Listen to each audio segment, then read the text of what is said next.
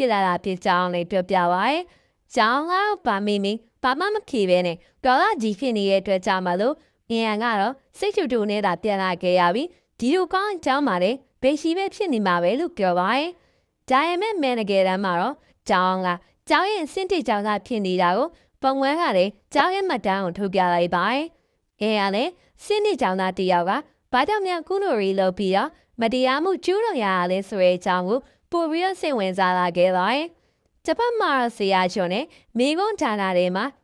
မိကွန်းယူနီရောမှာပွာချင်းကျောင်းလာခဲ့ပြီးတော့ငငယ်ကဆိုရင်စာမချက်ပဲနဲ့မိကွန်းနီခိုးကျင်ခဲ့တဲ့နေရာလေးဆိုပြီးတော့စနာပြီးပြောနေပါသေးတယ်။ဆရာကလည်းပွာချင်းနဲ့တော်လေးရှင်းနေတာခဲ့ပြီးပွာချင်းကိုရိုင်းကလည်းဆရာချွန်းကိုတကယ်လေးထားတဲ့သူတရားပါ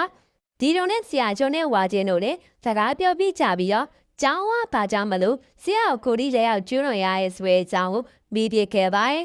ဆရာချွန်းကတော့အရင်တစ်ပတ်ကစာမေးပွဲရှိတာကြောင့်နောက်ကျောင်းပြန်တင်ပြီးရဲ့အချိန်မှာစာရီရတင်ပြီးတာကိုထက်ကတလေးလေးတင်ပြီးရဲ့ဆိုတာကိုကျောင်းထံစကားတွေကြားခဲ့ရပြီးတော့ဒီလိုပုံစံမျိုးနဲ့ဆိုရင်ကျောင်းသားကြီးလည်းအာမမဟုတ်ဘူးဆိုတဲ့အကြောင်းကိုပြောရခံလိုက်ရပြီးတော့အတမ်းမတင်ပဲထွက်သွားတဲ့အကြောင်းပြပြပါရဲ့ဆရာလည်းဒုတိယတည်းကိုပဲဒီကထားပြီးတော့မတင်ပေးနိုင်ပဲကျောင်းပြတဲ့အတွက်ကြောင့်မလို့ကျောင်းသားရဲ့အားလုံးအတွက်ပါထိပေးရမယ်လို့ပြောလာပါတယ်။တပတ်မှာတော့အင်ကန်ကလည်းကျောင်းစီကိုနောက်တစ်ခေါက်သွားခဲ့ပြီးတော့ကျောင်းမှာတော်လုံးကျောင်းသားတယောက်ကဆရာဦးဘာကြောင့်ကူးလို့လောရလဲဆိုတဲ့အကြောင်းကိုတာပြီးတော့မေးနှံခဲ့ပါတယ်။အင်ကန်ကလည်းသူခိုးတိုင်းတော့မှအခုလိုမျိုးကိစ္စအောင်မယုံကြည်နိုင်တာကဲပဲမိဘတွေရောတည်ရလားဆိုတဲ့စကားကြောင့်မလို့ကျောင်းတယောက်ငြိမ်သွားခဲ့ပါတယ်။တပတ်မှာတော့ဆရာရှောင်းကတော့အရင်တော့ခေါ်ခဲ့တာကလေကျောင်းရဲ့မိဘတွေရဲ့မိဘတွေ့ဆုံပွဲကိုတော့မလာလိုက်နိုင်ကြမလို့သူခိုးတိုင်းမဲ့နေကိုလိုက်သွားခဲ့ပြီးတော့မိဘတွေနဲ့တွေ့ဆုံဖို့လုပ်ခဲ့ကြအောင်ပြပြပါရယ်မိဘတွေက